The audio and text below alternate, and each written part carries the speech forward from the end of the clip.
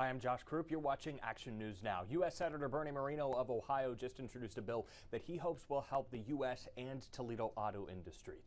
The Republican senator joins us once again on Action News Now today. Senator, explain the Transportation Freedom Act and what it aims to do.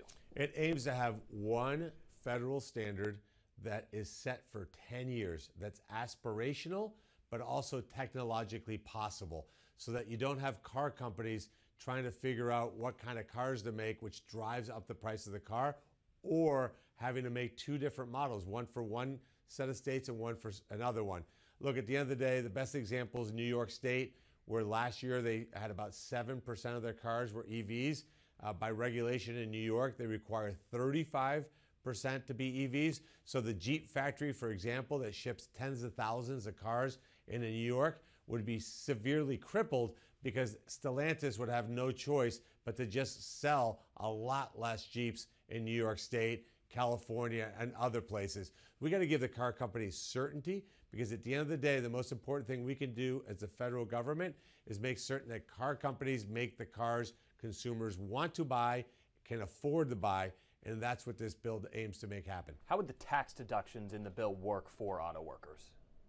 So if you take a look at the Jeep plant in Toledo, a plant that I want to see boom, I want to see that plant double, triple, quadruple in size, employ thousands more people. I want to see the plant in Lordstown reopened. I want to see the plant in Defiance to grow.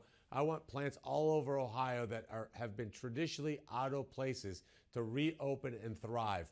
And what we do is we recognize that auto workers in America get paid $60 an hour on average. By the way, I applaud that. I think we should pay our auto workers a good family sustaining wage where they can afford to raise kids, afford to own a home, afford to have a car, afford to take a vacation, be able to retire debt free.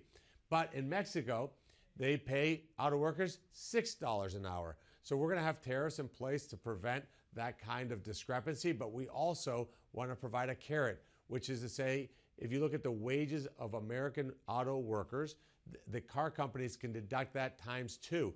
200% deduction of auto wages to lower their tax burden. Because the one thing I know is the more car companies build the cars here in America that they sell here in America, Ohio will thrive. And that's ultimately my job.